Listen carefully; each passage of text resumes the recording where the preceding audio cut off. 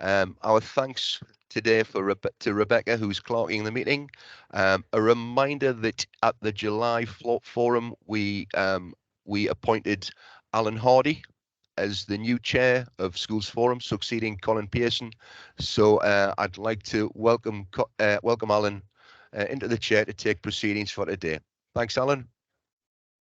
Thanks, Bruce. Good morning, everyone, and welcome to the first Schools Forum of the academic year. As Bruce said, I think I've got pretty big shoes to fill in terms of the job that Colin did in chairing over the last few years, and I haven't quite worked out how to kind of put an L plate up on my my screen, but I'm sure that I'll be well supported and kept right by Bruce and by Rebecca and Graham as vice chair. So if we move on to the first item on the agenda, that's Bruce on membership and membership update. Okay, again, just to confirm in terms of roles within the Schools Forum, as well as Alan as chair, that Graham Wilkins, again, has kindly agreed to continue as vice chair on the High Need and chair of the High Needs Committee, which is going to be a key point of focus, I think, throughout this year. And also Ben Watson has agreed to continue as the chair of the Formula Funding Committee. In the absence of any other nominations, I propose that we go forward on that basis, and those appointments were duly made at the July meeting. I have one resignation to inform you of. Over the summer, we were informed that Andrew Thelwell of Bede Academy had, because of commitments, indicated he felt it necessary to step down from the Schools Forum. Obviously, we're picking up Schools Forum membership and governance under item 6, and certainly that's one of the key focuses we look at in terms of how we can promote and endeavour to fill the vacancies. And there's a key role there for you through your networks to promote the extol the virtues in involvement in Schools Forum and try to encourage greater participation. Okay, I think that's it under item 1. Alan? Okay, thanks. Second item on the agenda is apologies for absence. Rebecca? Yeah, I've got apologies from Sue Aviston and Dave Cookson and Dion Illingworth. Okay, thanks, Rebecca. Okay, third item, disclosures of interest, if any. Just a reminder, if there are any conflicts of interest or disclosures to be made, generally we'll make them as items are arising. Oh, sorry, David has got his hand up. David? Sorry, just Audrey is on her way. She's just been slightly delayed, so a half apology for Audrey. Thank you. Okay, next item on the agenda are minutes and matters arising from the previous meetings. So that's over to you, Bruce, please. Okay, if we can just take them through, it's third page of the agenda pack. If we can just work through them and take minutes and matter arising at the same time. In terms of page 1 of the minutes. Bruce, if you don't mind me interjecting here, we mentioned at the last meeting, it was in the minutes, that it might be worth reflecting on the terms of reference in this September meeting. It's not on the agenda, not a massive deal, but I do think it's worth doing at some point this year. Well, we've got the terms of reference of the Schools Forum Committee specifically at the back of item 6. One of the things I missed it. My apologies. Sorry, Bruce, that's my fault. I missed them. I didn't see it on the agenda. Sorry. I know the paper was relatively late, and I think no, we'll pick it up then. Yeah. Okay. Thank you. Okay. Anything else in terms of item page 1? Okay, page 2.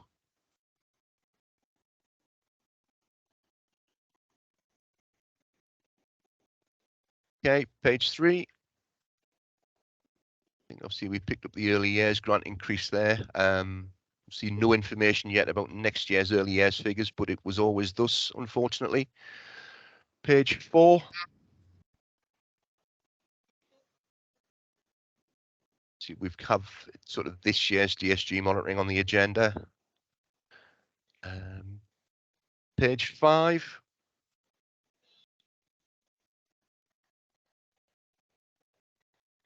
Page 6 was maintain schools balances report and the scheme for financing schools.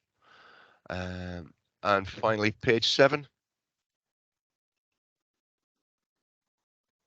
Okay. Through record, Chair. Thank you, Graham. Any other points under the item 4, minutes and matters arising? Okay, so we'll set those as a true record. Thank you, Bruce. Okay, the next item on the agenda, item 5, is communication, and it's about the F40 SEND presentation. So again, that's Bruce. Okay, if you indulge me, I'm going to just share my screen. The papers were circulated, but it might help if I share my screen and just draw attention to 1 or 2 items and try to set a little bit of context for Northumberland in respect of that. I think, you know, again, and it's the point we made at the last meeting, I think SEND and high needs funding pressures and high needs pressures in general is going to be the major challenge faced by not just Northumberland, but all local authorities, all schools and local authorities over the course of the next 12, 24, 36 months. And I felt in that context it was helpful just to share the information we'd had shared with us by Formula 40 to set a little bit of the national picture in relation to that, as well as an officer briefing. Formula 40 staged a briefing for MPs in Westminster at the in the middle of September. I believe it was the 12th, and a briefing paper was prepared for our and sent to our MPs in respect of that. I haven't had any subsequent feedback, but it was again just trying to ensure everybody's cited. Chair of Formula 40, Alex Dale from Derbyshire, set the context. 42 local authority members, that's where we're distributed. We're the most northerly member, clearly. Obviously, for Formula 40, just for anybody who's not as familiar with the organisation, was formed going back, I think it's over a decade, of the 40 lowest funded per head of population local authorities to sort of campaign for more and better distribution of funding across education. One of the interesting things there as well is the higher preponderance of EHCP plans across Formula 40 areas compared to the national picture. That was one that surprised me, given that typically because of the lower per head population, it's not Formula 40 wouldn't be the most 40 deprived boroughs across England. So that is a little bit of an eye opener in respect of that. National funding formula, a little bit of context around that. I'm not going to dwell because people have had this pack, deepening SEND crisis. I'm going to pause on this slide for a while. F40, and again, this has been sort of triangulated through other sources, are suggesting that there's an annual sort of gap or shortfall of 4.6 billion in terms of SEN funding. That's 4.6 billion. There are further gaps on that later. That's at the current point on time. One of the great imponderables around that is is the steep rise in demand currently going to continue, and for how long? High needs deficit expected to be 2.5 billion by 2025. That's obviously 18 months away. Highlight there, some authorities reporting up to £100 million deficit. Again, we know we have significant pressures in Northumberland. We're no different and to many authorities in respect of that. There was a pool of authorities attending the meeting in terms of percentages. Where in terms of we're sitting essentially in that block there between a £0 and £20 million deficit. What surprised me at the time was the large chunks they had their margins split by, in terms of 0 to 20, 21 to 50, and then going up essentially in £20 million sort of £20 million increments, which sounds terrifying to the extent of it. But as you can see, all but one, I think, of the authorities were reporting anticipated deficits by 2024. There is an argument that we are spending less on education than the OECD average in terms of, again, that's trying to sum that one up. And again, that's the £4.6 billion gap they were referring to on another slide. Again, the source of that graph is the NEU. So again, F40 isn't an isolated voice in respect of this. Our numbers expected to continue. SEN and mainstream, we all know that, yes, we need to, I guess mainstream needs to be a key focus on inclusion, but mainstream schools need more funding to be inclusive. So that's about how we can keep more of the high needs funding in mainstream schools, given the capacity pressures on special school places. Capital funding, it's unfortunate we've got sort of apologies from Sue today. We know we've got the Gilbert Ward Academy on stream now, or certainly coming on stream currently. But again, that doesn't meet all of the demand for additional places, even when that rises to 80 within the next couple of years. Finance manager, again, just a graphic trying to demonstrate why we're having these pressures in terms of education healthcare plans in Dorset. Again, 4.3% of school-age children. We're certainly approaching that figure now, attaining 6%. It's not that long ago we were talking about 2% of the population holding plans instead, going back maybe 5 or 6 years. Perfect storm. The 7 elements they're identifying is, and I'm going to start here, just with sort of higher early send in primary education, and that's something we can certainly identify with. Higher levels of speech and language issues. Again, the Dorset specialist provision at capacity. I think that's a common theme. Health and social care relying on education to deliver. Challenges in terms of recruitment, retention, increasingly complex needs, and again, rising demand for plans. I apologise because I can't actually see if there's any questions coming in. Alan, will you just let me know if anybody puts a hand up or has any queries to raise? Funding crisis. Again, without going through the whole slide, I think it's an important one to highlight there. And Warwick's on the call that, in terms of funding is going to the age, age 25 now, in terms of the specific extension 19 to 25. Important in terms of context, we have 34 local authorities nationally in the safety valve programme, including some neighbours, and 55 in the Delivering Better Value in SEND programme, which will certainly bring it, so the majority of local authorities are in fact in that position now. We're not at this point, but that's not to say we haven't great pressures around sort of high needs and high needs funding. Urgency required. Again, another poll. When do you expect the rise in education, health and care plan numbers to sort of flatten out? And the estimate from the number of officers in the government was between 7 and 10 years time, which seems a long way off. This was essentially as much around the mainstream school funding as opposed to SEN, high needs funding. And I think, generally speaking, this acknowledgement in terms of the national funding formula has moved things forward in respect of that, but it has a number of protections built in. And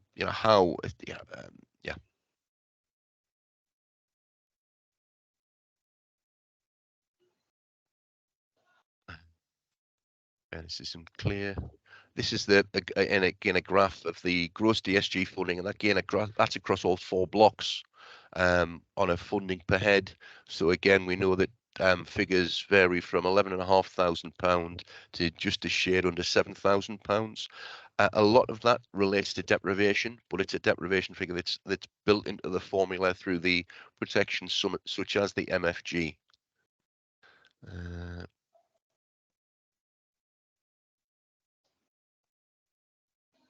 Going through SEND funding graph as well. And we've highlighted this later in terms of the Northumberland's position on a couple of the later slides.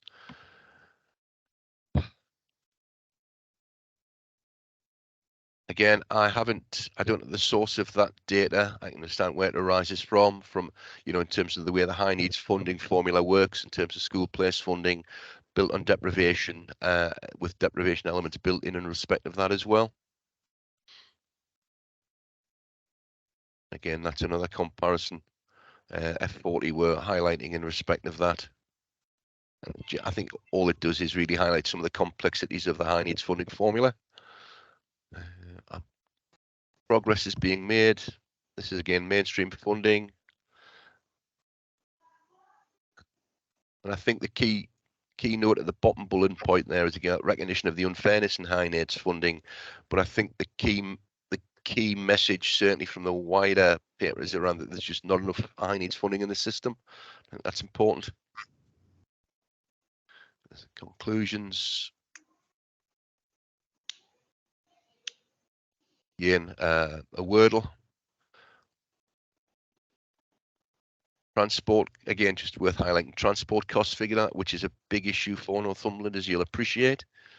This was about coming, as I said, there was the MP's briefing on 12th of September. A number of meetings have been held. Again, how we can help, the information, a briefing paper was shared. And essentially that's the question. Again, just highlight, all I've done in this, it was the December 22 figures in terms of highlighting Northumberland's position, both in terms of the gross DSG spend across the 4 blocks and high needs. Okay, again, that's the December 22 for the 23-24 funding positions. Okay, I mean, those papers are in your agenda pack. I'm going to stop sharing my screen now. Just take any comments or questions. David, is your hand still up from earlier, or have you got a question? Yeah, no, it was just a comment really about a small part of that, the send capacity. So Bruce alluded to Gilbert Ward opening and coming on stream. We've grown numbers at 3 of our special schools. There'll be an additional capacity Barndale by the Sea in the next 18 months or so. And also the specialist support base model impacted on primary specialist need. We've got capacity for 100 places at different schools across Northumberland at the moment. So there has been growth in that specialist capacity.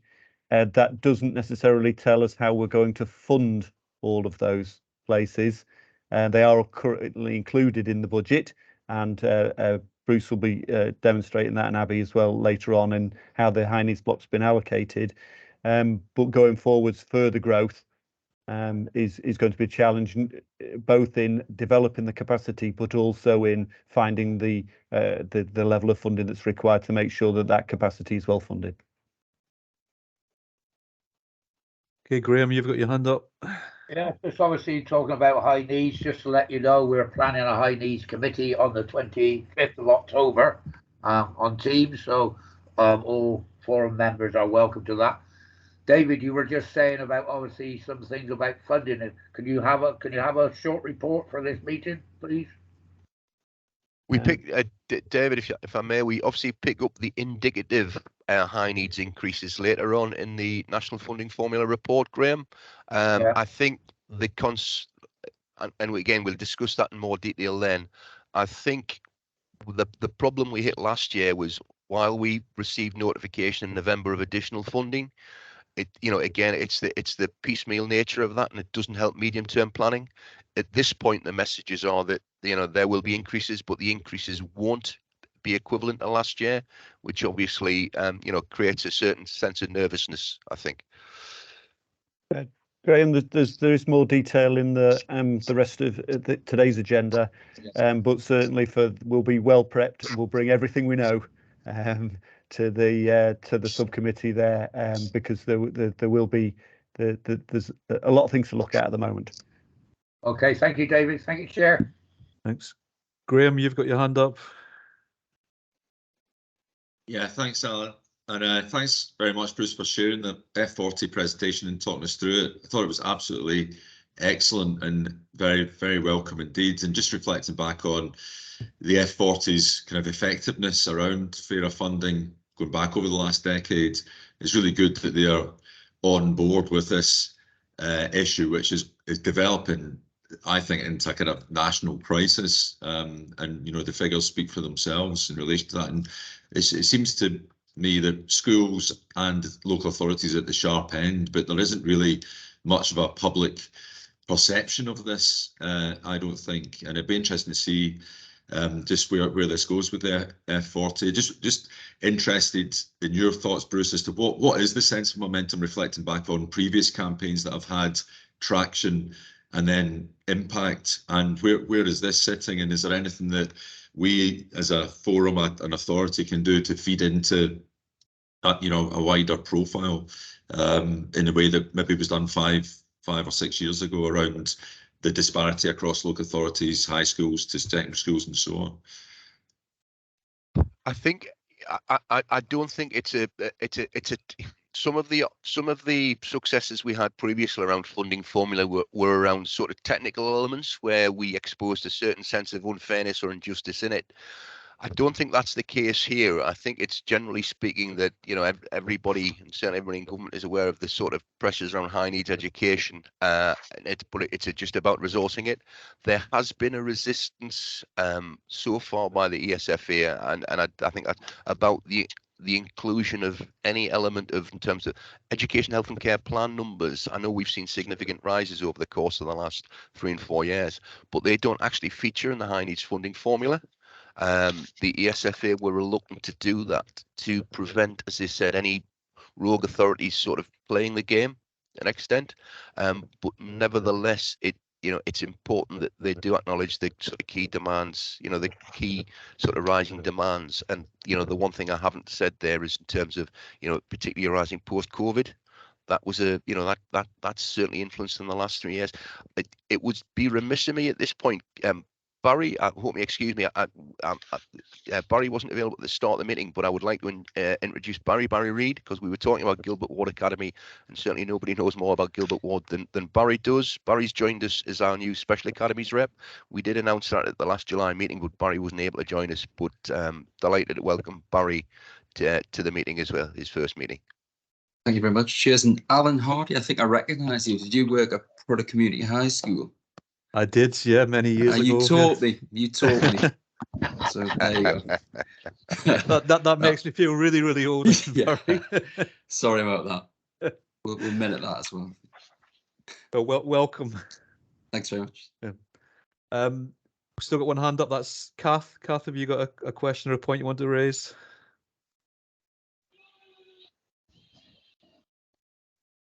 You're on mute, Kath. Here, Kath. There we go. If anything is being taken into consideration in relation to E-Star funding, because currently it's only available to those children who receive funded education, but with the change in government funding coming from April, there's going to be more children receiving funded education, so there's going to be more children available to apply for E-Star funding. So is that being considered anywhere? Potentially more demand. Yeah. Yeah.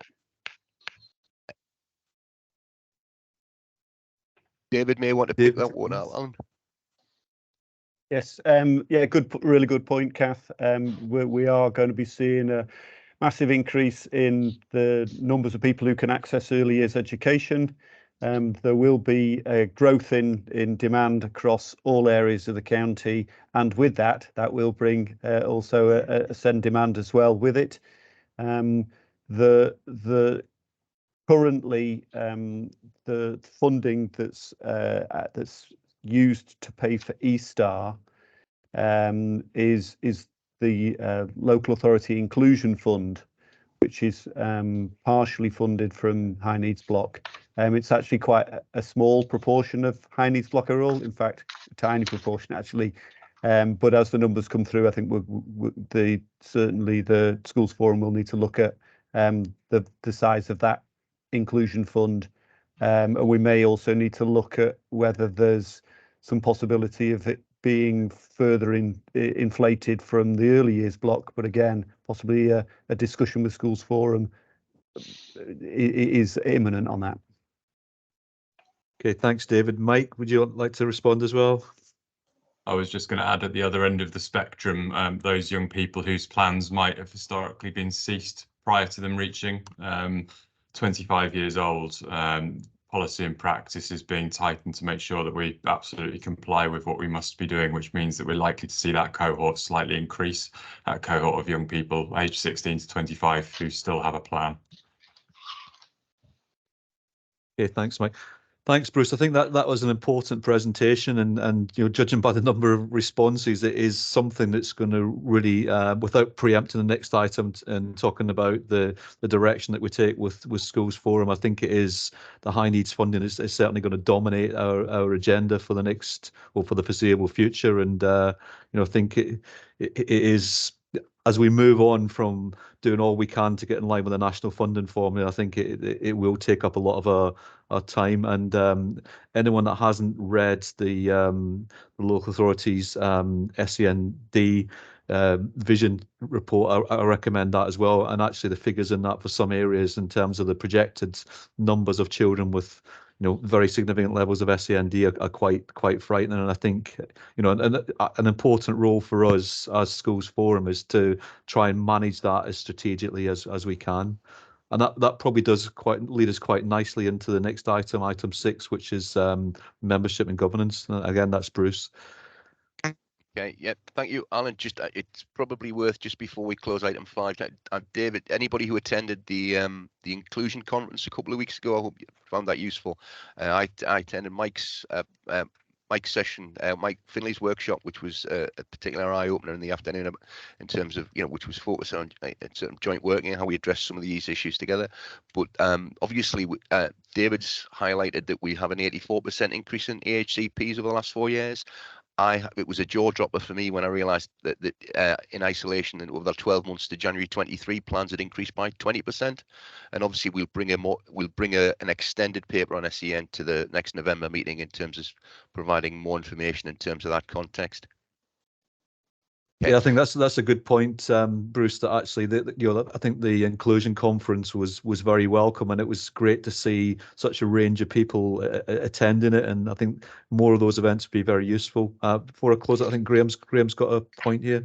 Yeah, very briefly. And there was a suggestion in the email that a representative from the ESFA was going to be joining, and I can't see them on. I just wondered if they were here, but if not, it's a pity, because it would have been useful for them to hear this discussion. Unfortunately, they gave very late apologies, Graham, but we will ensure that some of it's that it's fed back. I think there are a number of issues there at the moment. Yeah, thank you. Okay, thanks, Graham. Okay, so Bruce, if you can take us through the Schools Forum membership and governance report, please.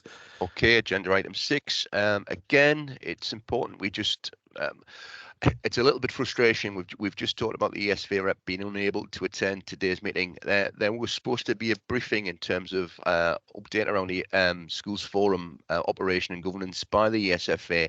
There hasn't been any guidance published since March 2021, so I'm not anticipating that there will be radical changes to that, but that has again been cancelled at short notice.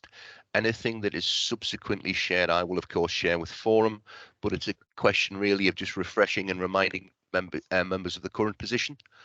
I think I want to highlight really the second recommendation there. We've had a number of people step down and resign from Schools Forum this year, and we are now down on membership. And there is a task for each and every person on this call to go in actively promote and the possibilities of schools, the virtues, shall I say, of Schools Forum membership. I think certainly in terms of head teacher involvement, I would argue it provides a great opportunity for CPD and networking,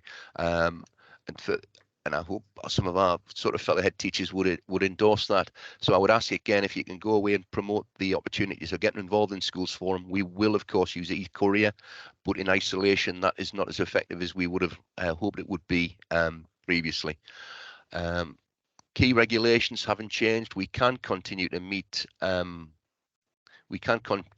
Virtually. Again, I think there was generally very positive feedback to the July meeting, and there was a little bit of a groundswell of opinion that we would continue, that we'd hope to come together once a year and meet maybe at the July meeting and meet on a face-to-face basis then. So I think we would agree to go forward on that basis. I haven't yet circulated the March 21 guidance because I was waiting for the schools forum briefing tomorrow, but I will subsequently circulate that again. I apologise for that. Just paragraph 4.2 is an interesting one, and I would just like to take members' opinions in relation to that. You know, again, we have education structures become more complex, and we have and again, it will be surprised no one to know we have academy trusts working across local authority areas, to the frustration of some of the academy trusts I know. We've discussed this previously, and I think Forum's view at the time was that, you know, Northumberland Schools Forum representatives should essentially be connected and involved directly with Northumberland schools, as opposed to another school, but linking in through a trust. And I just think that felt right to me then. I just wondered whether or not that was something, a position that members continue to endorse. Anybody believe that you know, that isn't the case, and we should be expanding membership beyond Northumberland's borders in that respect? I'll take that to be a no, but again, if anybody wants to discuss that one, please do. Yeah, we'll take that silence as agreement for the status quo, Bruce. Yeah. Again, the current terms of reference are attached as an appendix to item 6. There have been very cosmetic changes to make made to them in respect of the change of the Additional Educational Needs Committee to a High Needs Subcommittee. I'm conscious of this paper was circulated at a late notice, and again, I apologise for that. Can I ask members to take it away, and if there are any sort of anybody has any key thoughts in relation to that, please feed them through, and I'll feed back to the next meeting. The one key thing I wanted to highlight was, again, item 6 in terms of current membership. The key ESFA recommendation is that membership's balanced and reflects the school population. So again, that's what we've highlighted in that second column in the table in 6.1. Again, if we distribute the 20 mainstream school education places by reference to the current pupil population, those places are shown in the 4th column of the table. What we see is nowhere is overrepresented at this point, and we do have quite a few vacancies, I think notably at sort of secondary academy level and also primary maintained schools. So that's an area we're particularly keen to encourage participation in. I'm conscious of the fact that the ESFA guidance specifically looks at you know, it doesn't look at primary and secondary independent. It just talks about maintaining academies. But I think that's something we've always looked at Northumberland, just to try to maintain that cross phase representation. And I, you know, again, propose one willing volunteer is better than 10 press men, but I would ideally recruit to hit those broad proportions in terms of the 6, 2, 4, and 8 respectively. That's essentially the figures. Okay, a reminder as well that Schools Forum is a public meeting. The papers are all shared on the website, and again through the respective networks. If we can make, you know, fellow groups aware of that to ensure active representation and hopefully interest. I'm going to pause, take any questions. Otherwise, again, close the item. Thank you, Bruce. And I think, you know, it's an important feature of Schools Forum that it is representative of, you know, the schools community across Northumberland. And obviously, you know, we have a mixed economy with 2-tier in some areas, 3-tier in other areas. And I think it would be, you know, it would be good if we could get some balance there. So I would encourage all members of Schools Forum to use whichever connections that you have to try and encourage other people to express an interest in joining Schools Forum. Okay, so we're now going to move on to item 7, which is the use of the 2022-23 DSG and funding balances, and that's going to be Abby. So over to you, Abby. Great, I'll just share the report on the screen as well for you. Okay, so we met in July, and I brought a bit of a summary there to sort of what the final outturn was for the DSG, which was a surplus overall of 4.5 million. Across the whole of the DSG, but we are now required by the Department for Education to consult with Schools Forum where we don't plan to use all of the carry forward immediately. We have to consult with you, and that's what we're doing today, just to run through what our plans are based on the commitments we can foresee for the next year. And then we also need to get approval from the regarding the requirement for a couple of items which are going to come out the schools block and the central schools block, which we specifically need Schools Forum approval for. So overall, we ended the year with 4.5 million surplus on the DSG, and at the moment, based on the commitments we can see, we plan to carry forward around 2.1 million into next year, into 24-25. We've identified the need to keep about 2.4 million for 23-24 to meet the commitments that we can see coming up.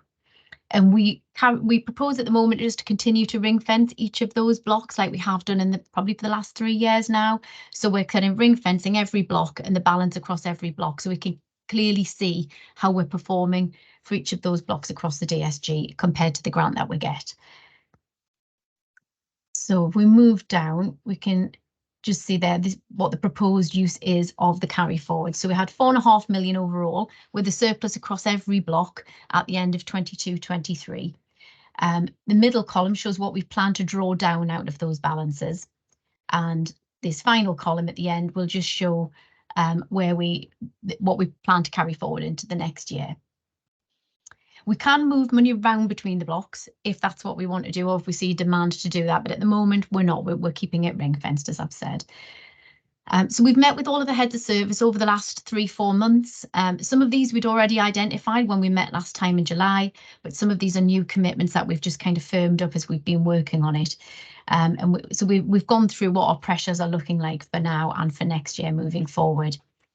And the areas we've identified that we need to draw down from the reserve for 23-24. I'll just run through some of the key areas. So we reported back in July around some of our de-delegated services. So that's money that's top slice from our maintained schools budgets. Those services, we already got approval to retain their balances, and it was for the trade union fund and for English as an additional language. So we've already had approval to keep their carry forwards and to ring fence them for their purpose, and they'll go into support their 23-24 budget. We require some growth, which we didn't know about when the APT was completed back in January.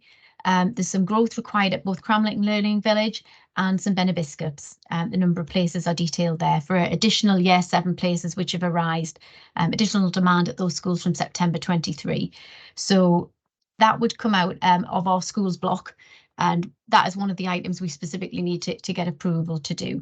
And it's just due to the late nature of the information coming forward, we couldn't have planned for that. We'd normally would have planned for that and built that in back in January.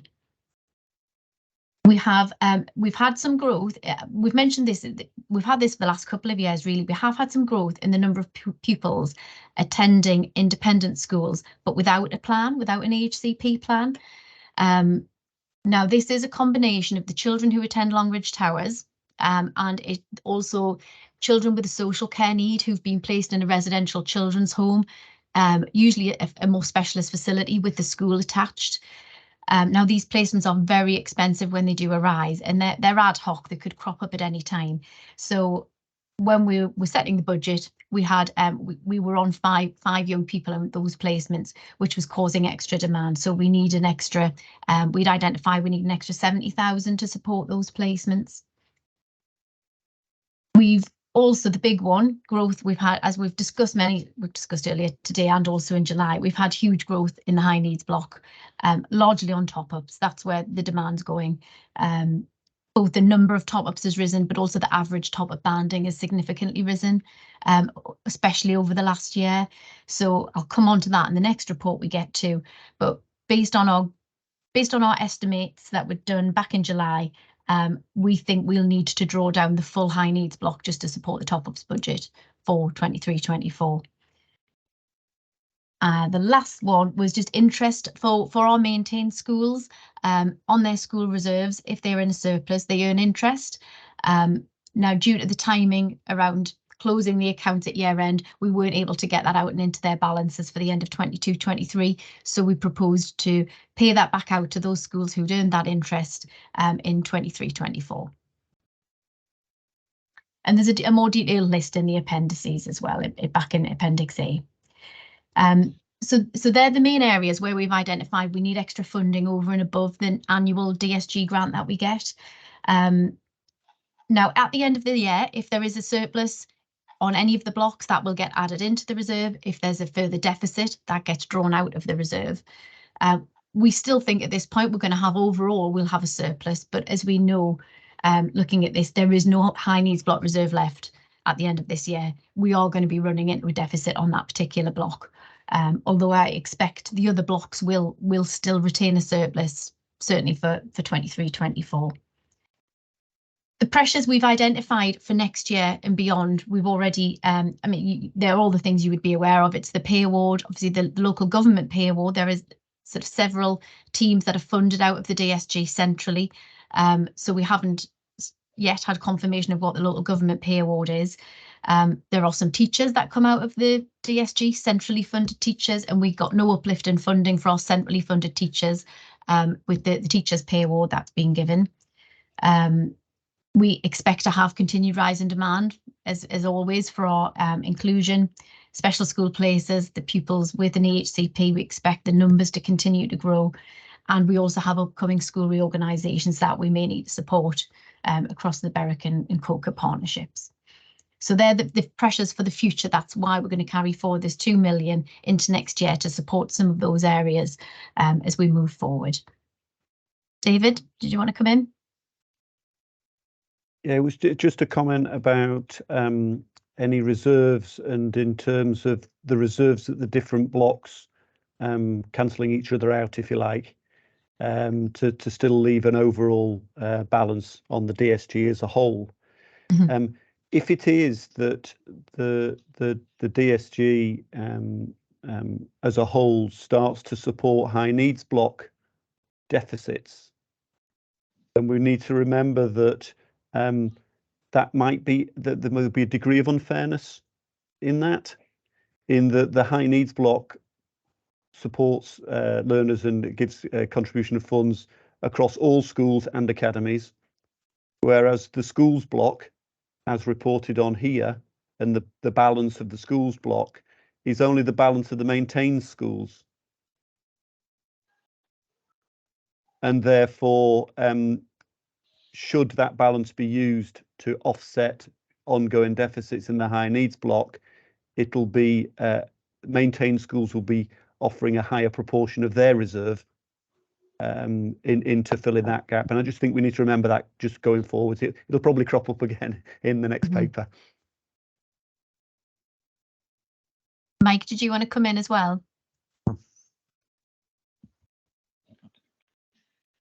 Sorry, has my hand stood up? Yeah. Yeah, I'm just checking. Is my mic on? I can't find the button. Yes. Yep, that's fine. Yes, it's a specific question I've had from a colleague regarding that fourth bullet point on future pressures, the reorganisation across Berwick and Coker partnerships. The question is coming from one of my colleagues, just a question regarding the salary safeguarding for at-risk staff being funded through the contingency block funding pending schools forum approval. So I'm just wondering, is that obviously within that reorganisations there'll be other costs, but is that a specific question I've had from a colleague asking about that potential salary protection for staff who are at risk, who may be offered a job that's salary protected in a different school? Yes, that's where the use of the contingency to support the wider reorganisation restructure, as it's council driven. Yeah, that's where that funding would come from. If agreed, that was around also, yeah, the first becoming primary budgets unable to sustain salary protection themselves and having to rely upon a central fund to support that. Yeah. Thank you. Yeah. Bruce, did you want to come in as well? Yes, it just sort of ties both of those points made by Mike and David together nicely. Obviously, the schools block balance is generally built, a significant part of that balance is built from the contingency funding that's put together, that's taken as a de-delegated sum, which is why, as David correctly said, it's built largely by maintained schools to support issues such as reorganisation, as just demonstrated by Mike, and that's why how that balance has arisen, and that's why through previously unspent contingency sums for the significant events such as we're seeing in Berwick and Coquet at the minute. Yeah, I mean, in terms of the overall position on the reserve, as far as the Department of Education are concerned, they don't generally look at the split of the blocks. They will just look at the bottom line. So they will just see us as being at the end of this year, we will have a DSG that overall is in surplus. I'm confident of that. I'm not as confident that at the end of 24-25 we will be in that position. Which, looking at the earlier comms around high needs block and the size of deficits elsewhere, it's not really surprising. We've done very well the last few years to manage within the grant that we've had and the funds that we've had available. At the moment as well with high needs deficits, I think it's touched on in the next report, but at the moment the rules have been extended up to the end of 25-26 that the council cannot subsidise the high needs block at all. So previously, going back a couple of years, councils could, and some councils were funding high needs block deficits out of their reserves. We're now currently prohibited until 25-26 from subsidising high needs block at all. So it is expected that that deficit will just either be met from future years' funding, or it will just be rolled over from year to year to year at the moment. Obviously, as we go into an overall deficit, as that overall deficit starts to rise, Bruce mentioned the DfE do have two programmes running. There's the safety valve programme for the really significant deficit, high needs block deficits across the country, and then there is a lower programme. But I still think we're probably a way off being involved with either of those. They're still not picking up those local authorities with a small scale deficit, which is what we'll probably be facing at the end of 24-25 possibly. David's got his hand up, Ali. Yeah, just a bit of context for everybody, and if you are the sort of person that follows council chamber meetings, etc., you'll find that some of the recent agenda items from a council perspective has been about struggles to stay within set budgets, and that actually there is ongoing work for efficiencies across the council, doing things slightly differently so we can still deliver for areas residents, but within a slightly curtailed budget due to some overspends in certain unavoidable areas.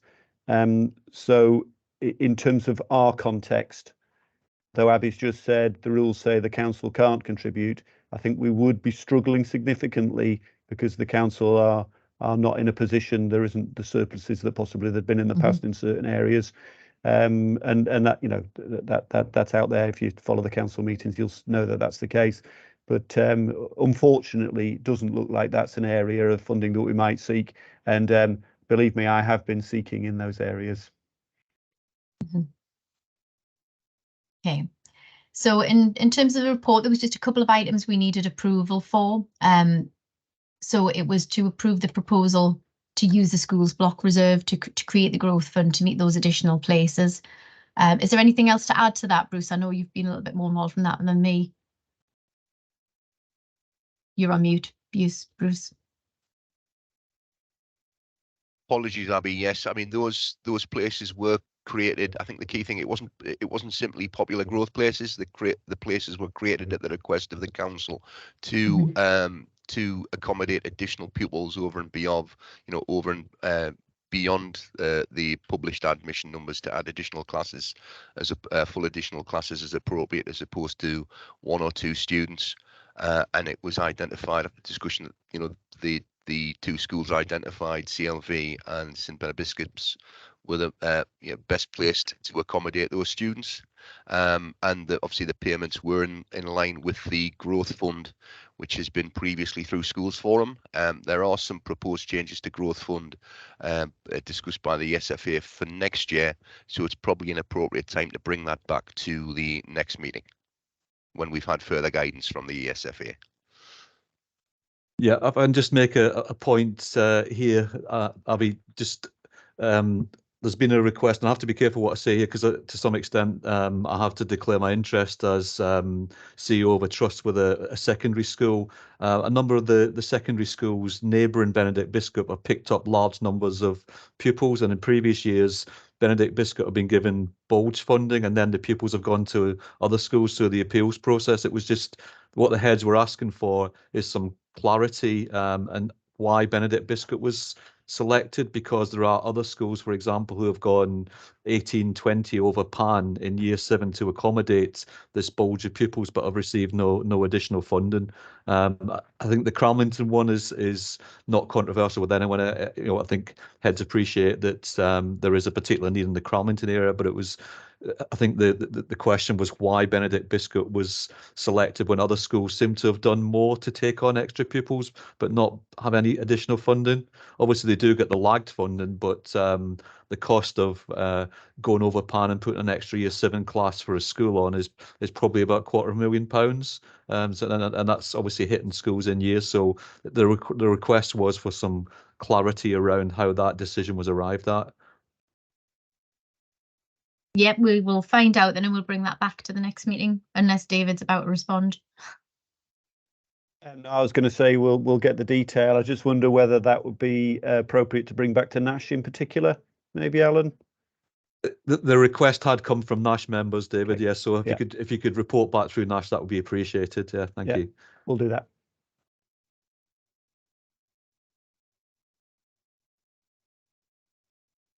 Okay, so Yep. Do you want to take us through the recommendations, please, Abby, and then we'll move to approval for the last two, please. Yeah. So as I've mentioned, we are just consulting with you today to note that we intend to carry forward sort of 2.1 million into 24-25 and to use 2.4 million of the carry forward in 2023-24 to meet our sort of current identified needs. We still intend to ring fence the blocks separately for our records. We do also get, in terms of those ring fencing of the blocks, we do often get DSG surveys to complete. So it is really helpful to keep it in that way, so we're clear on how we're performing against each of those block allocations each year. And then 2D, we have the approval to use the schools block reserve to create the growth fund to meet the demand for new places at Benedict Biscuits at 83,738 and Cramlington Learning Village 108,859, covering September 23 to March 24. Okay, if you could just raise your actual hand rather than your virtual hand to agree with the proposal. Okay, so that one's carried. And then proposal E. And proposal E, so again, we need schools forum approval for the use of our central schools block, which is our smallest block, and we plan to use 77,390 to support the cost of independent not special school, it should just be independent school places for those pupils without an HCP. Okay, so that's also carried. Thanks, great. Abby. Thank you. Okay, Abby, I believe you're also presenting the next item, which is DSG financial monitoring for 23-24, and there is a report with that as well. Yes, there is. I'll share that one. Thank you. Well. Thank you, Abby.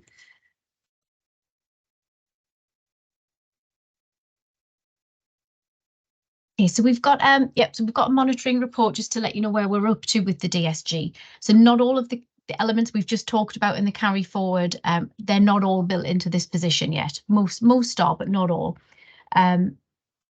So this is the position as at the end of August. We're not far enough through September to report on that, but this is the August position as it currently stands.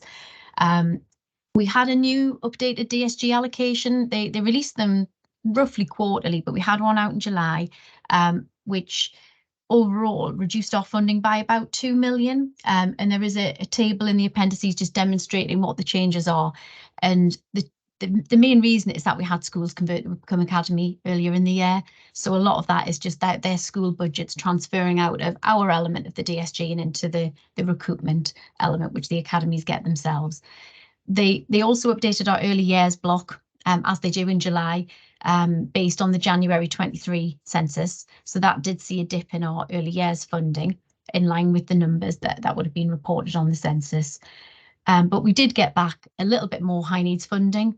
So there is an import-export adjustment that takes place to adjust our funding for the number of Northumberland children travelling out to other authorities and children from other authorities travelling into Northumberland with high needs. And we did recover around 200,000 in additional funding through that route. So that was one positive. So that has helped our high needs block position slightly. So yes, the budget report here, rather than the version that we would have brought to you back in February, this is based on the July position, plus what we've most of what we've already discussed in terms of the carry forward. So at the moment, based on the budget we've got, which is the overall funds available to us of just over 160 million, we are expecting at the end of the year to be overall around 619,000 overspent. So as you can see, it is largely the high needs block. Small underspends on our central schools block. So where I've just identified to you, we needed 70,000 for these independent school placements for children without an EHCP. So since we wrote that report in 6 weeks ago, I've had 2 placements end. So however, 2 new ones could turn up next week. So at the moment, I'm proposing just to still use that carry forward. Those placements are significant in cost. We are easily talking sort of 250,000 a year. We don't fund all of that element that's split between social care and education, but all we need is one of those placements to crop up, an expensive one, and that cost will go back up. We have also had an additional placement at Longridge Towers. So that's been one go back in the opposite direction. But at the moment, Central Schools Block is predicting a small underspend. Everything else is roughly on budget. David? Might be going slightly early here, but it was just a question. Obviously, the table indicates there that overspend, the 700,000, that's after we've taken into account last year's surplus balance. Yes.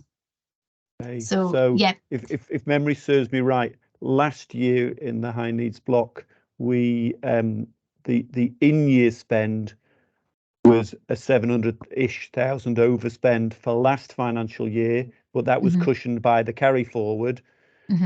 This year we're looking at a 700,000 deficit after all of the carry forward has been used up. Yes. Yeah. Okay. Yeah. Thank you. Yeah, I'll come to it in a moment. We'll just look at how we're performing against this year's grant just on its own. So there is very little to report on Central Schools Block other than, as I say, we've had 2 placements, expensive placements end over the summer. Early years team, slight underspend on staffing. The whole of the council is still finding it very difficult to recruit staff. It's a nationally a problem.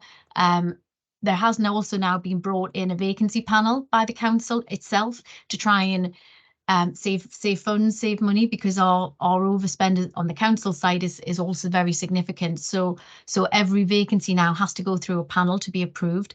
Now, if it's grant funded out of the DSG, there's no problem in terms of recruiting to those posts, but still just the delay in going through the panel is going to add to the difficulty in also recruiting to some of these specialist posts that exist.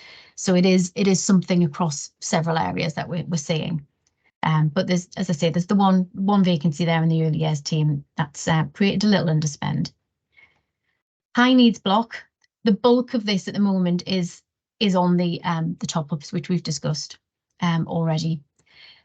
So we've looked at our summer. We'd kind of done some estimates before the summer term was paid. Now that the summer term's gone out, the summer term top ups to schools have gone out, and we've built in the growth that we know about the new places.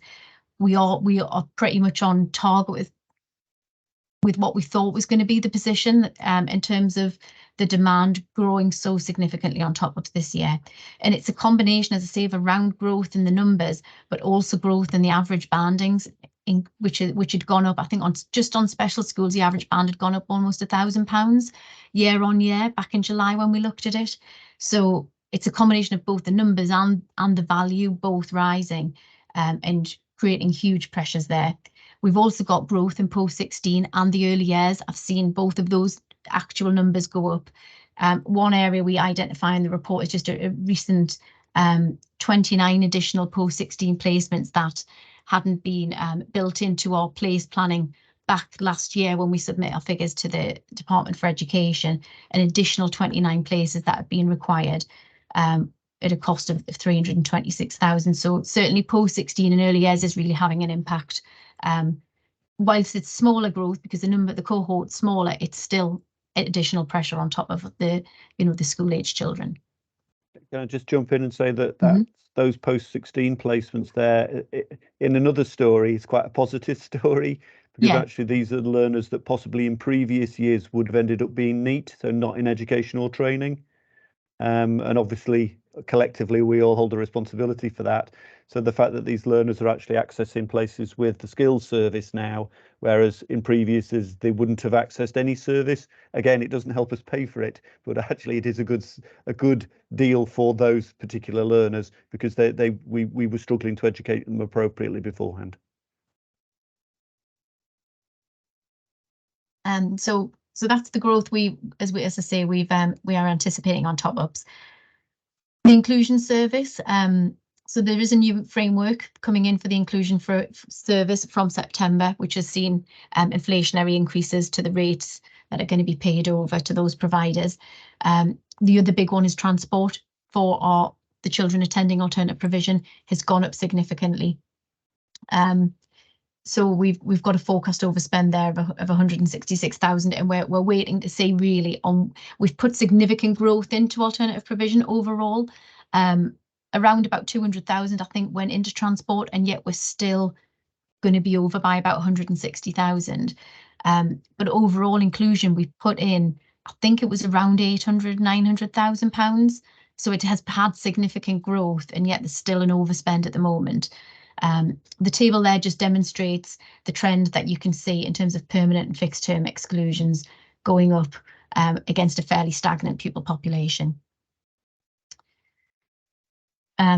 Offsetting both of those areas, we have had an underspend on staffing, which is just the same as I mentioned for the early years team. We've got some big SEND support teams running across the department, and with several teaching posts, they're generally filled at the beginning of term. So we've got some vacancies that will be held until January 24 when new people come into post. So that's a one-off, unfortunately. That's a non-recurrent underspend we've got this year. And the schools block is pretty much on target at the moment. So with the exception of the high needs block, we are almost where we'd budgeted to be. So that's good for the other blocks, and that's what you would anticipate happening. If I take you down to section 5, it just shows you, I just wanted to demonstrate what the in-year budget position is. So this is just looking at what we're spending, the same expenditure that we've detailed above, but against our annual current DSG allocation. So the 158 million, that is our current allocation for the grant as issued in July by the DFE. And looking at that, we are actually 2.8 million overspent our annual allocation. And as you can see, the surpluses on all of the other blocks, except for the high needs block, where we're now looking at a £3 million overspend, just looking against, as I say, our annual allocation. Next year, we aren't going to have that 1.8 million of reserve available. And this is excluding any transfer from schools block also to high needs blocks. It's just showing the picture as it currently is. I did have a look back just to review the year-on-year expenditure on the high needs block. So what I found is that the expenditure has risen by 16.5% between last year and our forecast position for this year, yet funding had risen by 11%. So it's that gap there, that 5%, which is causing us such additional pressure on this budget. And yes, whilst the budget did go up last year, we haven't seen any uplift in terms of the pay awards for centrally funded staff, and that is still quite a big chunk of that, of the high needs block. We've had no uplift for that. We're not getting anything for that. And the problem is we just don't know what's coming in the future in terms of funding. We'd be given indicative amounts, but as we don't get funding confirmed till December, it's difficult when you're planning just to identify, all some of these ad hoc grants that the DFE have been issuing. Will any of them come in to the central area? Whereas we've got a little more confidence that schools will receive the funding, but not having more than a 1-year allocation is making it really tricky in terms of planning. So looking down at the table, so the summary just shows where we expect to be at year end. We expect our reserve to drop to around a 1.6 million surplus. So the Department for Education will see that and think they're fine, and that's all they will look at is the bottom line. They don't delve into the individual blocks until, as I say, until that moves into an overall deficit. But we will continue to track our spend block by block unless we choose to agree anything other than that. But it's just to really stress the reserve will have gone by the end of this year, and we will be moving into that area that we see so many other local authorities sitting with a more significant high needs block deficit, but overall deficit as well. And as I mentioned, we can't use council reserves to help that situation. It is a case of either roll deficits forward year on year, or choose to fund them from your annual DSG allocation from the next year. So choose to use some of that to fund a deficit. And they're the only two options really that are open to us in terms of that at the moment. Obviously, we're going to see additional pressures next year because all of the new places that were created in September across our special schools and the top-ups that are associated with them, we've only paid out for them for 7 months this year. We're going to have the extra 5 months expenditure, so we'll see a big chunk of additional costs come through in that way. And then we've got the growth that we need to start looking forward to next September 24, and that's as well as the growth in our mainstream schools, where they're retaining, the young people with EHCPs. So the pressures aren't going anywhere at the moment, but that's why I think the work of the high needs block is going to be incredibly important. And the work of the high needs committee over the next couple of meetings is going to be incredibly important.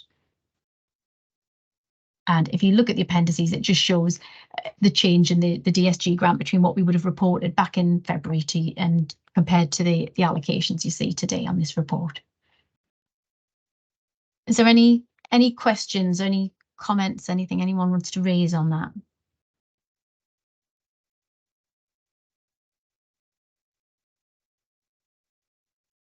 Okay, thanks, Abby. I think it's worth noting that part of the pressure, or a big part of the pressure on the high needs and specialist provisions, is because the government's top-up funding has been targeted at teachers. Now, of course, the specialist provisions have got more staff per pupil, and most of the staff in those provisions aren't teachers. And while the individual impact of the pay rises hasn't been much for those staff, and they're still, in my book, massively underpaid.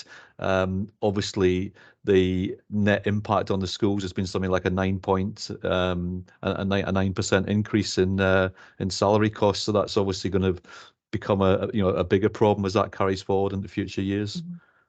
Bruce? Mm-hmm. Yes, Alan, just continuing that point, it was something that was evident in the July school balances report as well. Obviously, the impact in terms of the sort of NGSE award is felt most acutely by first and primary schools because a great number of teaching assistants in there. And we saw, again, it's looking at partial sample, but we saw an overall fall in primary and first school balances across Northumberland in the year to March 23, caused mainly by, obviously, the effect of the NGSE award.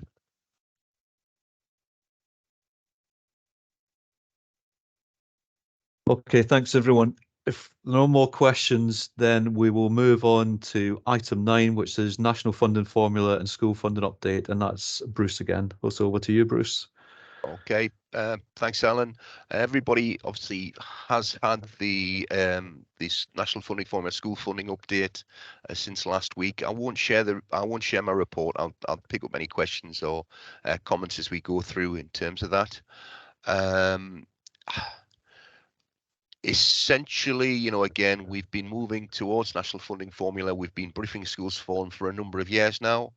The 23-24 financial year was the year where we essentially hit national funding formula, or to use the ESFA terminology, mirror the national funding formula.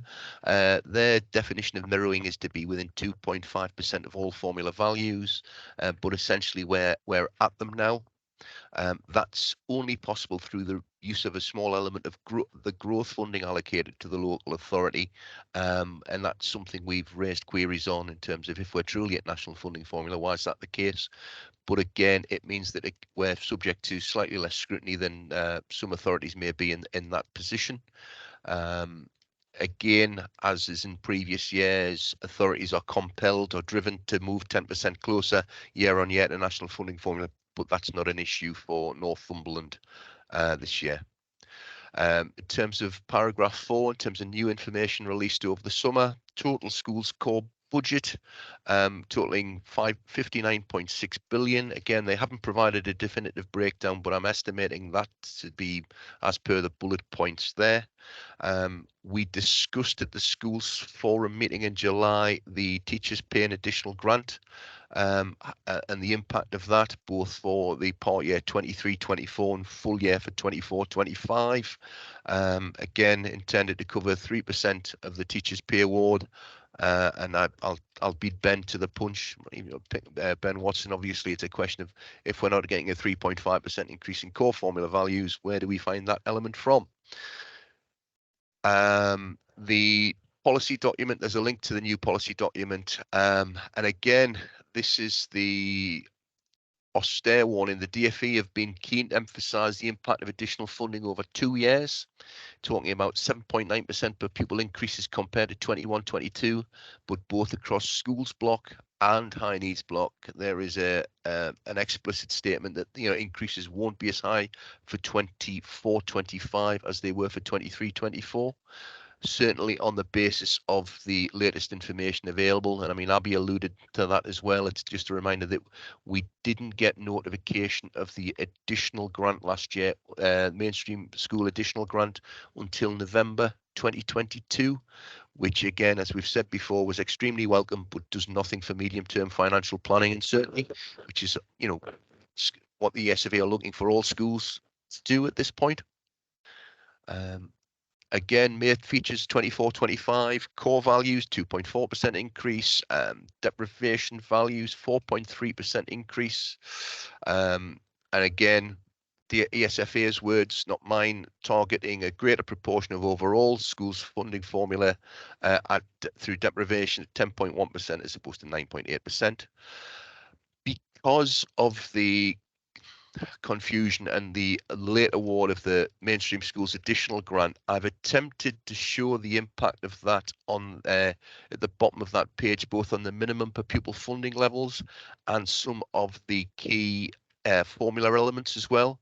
So when you look at the table in the back of at Appendix A at the back of this report, it will appear on the face of it that some of the elements have had larger increases than they've actually had in practice, because of the way that the mainstream schools additional grant has been incorporated into the formula values for 24-25. So as we see in terms of that, in looking at the minimum per pupil funding levels, again, they've in practice risen between 2.4 and 2.5% after you strip out the impact of the additional funding. Important, again, though, we're talking about 2.4% in terms of core values. The minimum per pupil funding level and the funding floor are again set at 0.5%, i.e. that's so as dictated by the funding formula. The minimum increase per pupil that can be received by schools remains at 0.5% if there is still an overall adjustment year on year because of a fall in deprivation values or the such like.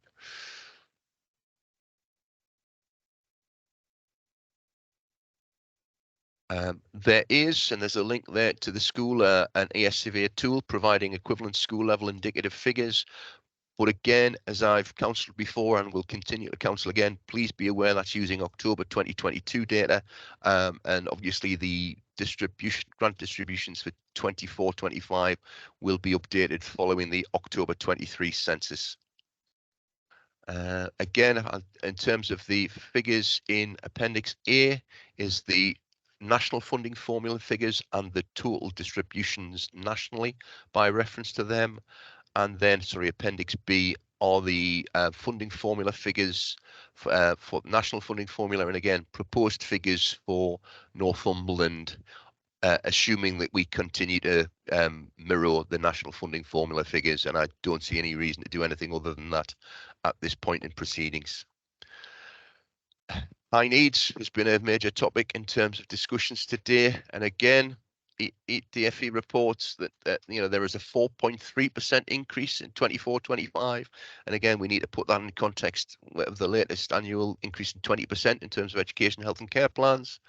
And again, as we see, that's a lower increase than last year. The initial £570 million, which was 6.3 announced at this stage, and then there was a subsequent £400 million through the Chancellor's autumn statement. We're not aware of anything at this point to follow in respect of that, and I don't have a crystal ball, sadly. Minimum, the equivalent of the minimum funding guarantee into the high needs of 3% per head of population. Minimum of 3% increase will be received. Again, starkly, if we use that 3% in terms of the based on the 23-24 allocation, that could be worth roughly £1.53 million, when Abby's just been demonstrating a funding gap potentially year on year of 3 million. Again, that's in terms of context. Again, Central School Services Block, Schools Forum has previously been sort of briefed about the ongoing 20% reduction, which is a strategy nationally in terms of the historic commitment as they continue to unwind. And again, an increase to the ongoing responsibilities, which funds areas such as schools admissions and the such like, and place planning. So again, we see an overall decrease of 7.4% in the Central Services to Schools block, but a 4.5% increase in the ongoing responsibilities element. Again, as in previous years, no information yet around early years. Again, early years funding based on ongoing January census data, and we'll not receive any additional figures for 24-25 until December 2023. I've attached a timetable both from the point of view of individual local authority activity and ESFA activity, largely unchanged from previous years. I've previously shared frustrations that a number of the briefings we would have expected to receive by now from the ESFA have been cancelled and continue to be on a daily basis. But despite that, I'm not anticipating any change in the timetable, and our key deadline amongst that is the submission of the final figures through the APT to the ESFA by the 22nd of January 2024. Okay, that's really all I've got to say around this item. Happy to take any questions or observations that anybody still might have. As I say, there will be a when we meet in November, and again we've got the High Needs Committee meeting in before that. I think the high needs pressures will be a key focus, and we will be looking at that point as well about seeking a transfer from the schools block to the high needs block.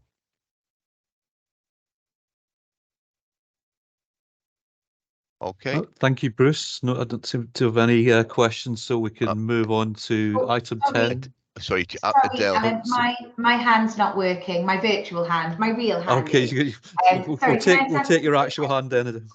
Thank you. So Bruce, I know you mentioned obviously, you kind of beat us to the question around if it's not being funded, then where are schools going to find that additional kind of 3.5% if there is no increase in funding? At this point in the year, last year, there was a hard line from the government on there's going to be no funding, there's going to be nothing given, blah, blah, blah. And then there was mutterings, and then things changed, and then we got some funding. Is there anything like that on the grapevine so far? Is there any mutterings going on that there might be some potential funding to help schools out? I'm conscious Audrey's hand was up swiftly there, Alan, so I might defer at this point. I'm really sorry because I'm going to rein and just say no, nothing yet. I did suspect that would be the response, Audrey. I'm sorry, Adele, because it's probably not what anybody wants to hear. At the moment, there seems to be very little discussion around significant future planning. That could be relative to the potential of an election next year. Who knows? So we could either get some swift decisions or no decision at all. But there's what I can say is, and David, Sue, and the team, Mike, Sam, have all been very clear with DFE. In fact, we've got a lunchtime meeting, I think, today with DFE and the SEND team particularly, which is around an update. We cannot say clearly the challenges that you face, and we have as well, because we're trying to manage. I haven't got any more rabbits to pull out the hat. Adele is kind of where we all are. Yeah. And we regroup regularly and say, okay, is there anything we're missing? We look around the country to see if anybody's doing anything differently. And actually, lots of people are looking at us and saying, how are you managing with the way you're managing? So we will keep that voice really clear and really loud. No mutterings or murmurings at the moment, but we will make sure that we're really clear in all of the forums to represent your voice. And you know, that's just a given, but you know, quite often some of my team do get rather animated and say, do you realise how challenging this is? So they do advocate on your behalf. I can absolutely guarantee that. Brilliant. Thanks, Audrey.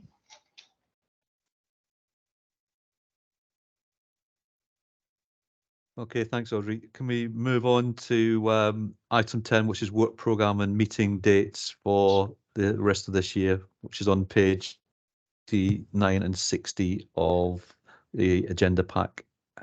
Thanks, Alan. The information's there. Just sort of linking back to the previous item, it's probably worth noting that the Chancellor's Autumn Statement date in this year is scheduled for Wednesday, the 22nd of November, which I know with your enthusiasm for Schools Forum, everybody will immediately recognise that's the next Schools Forum date anyway.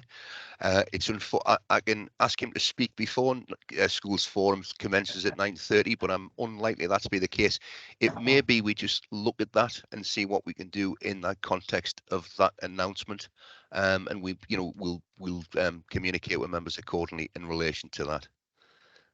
I know it was frustrating last year that it was the Autumn Statement was ironically the same date as the School and Academies Conference in Birmingham, and I think again they clashed this year as well. So it will be interesting to see whether or not. I'm conscious everybody's frozen. Have I gone? It must be me. No. Can everybody hear me? No, you're still there, Bruce. Okay, good. We can hear you. Good. So again, there is the 22nd of November should be a key date in everybody's diary in respect of that. Right, look forward to it. Thanks, Bruce. Is there any other business? Yes, Chair. I did mention it to you before the meeting. We Yes, used of to course. get at School Forum many years ago the not a league table about the SAPS result for year 6 and like that. It was brought up at my governing body meeting the other day, just to see what in which areas and things like that, because obviously we suffered a little bit. And obviously, we're now in a trust, so we can get our trust result across the board. But we just wondered, in the area which my school is in, Blythe, if there's any reports about the schools in Blythe or in different areas.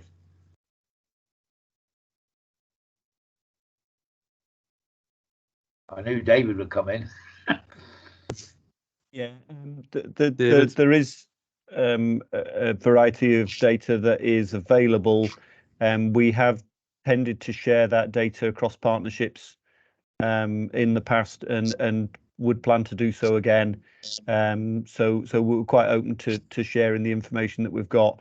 As ever with all of our exam results, they're unvalidated, and so there is a degree of a pinch of salt to be used at this point in time.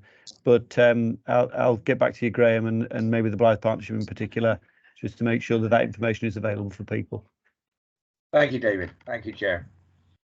Thanks, David. Any other business, colleagues? Okay, that just remains for me to say thank you to Bruce and Abby for your presentations, and Rebecca for clerking, and I look forward to seeing everyone on the 22nd of November. Thank you very much, everyone.